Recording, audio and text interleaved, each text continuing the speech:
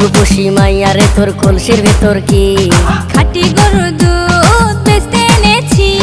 দে না একটু খাই, দামটা আগে চাই, আর দে না একটু খাই। দামটা আগে চাই, তোদের মতো ভিড় খাওয়াদের চেনে রেখেছি। ও রূপসী মাইয়ারে তোর কলসির ভেতর কি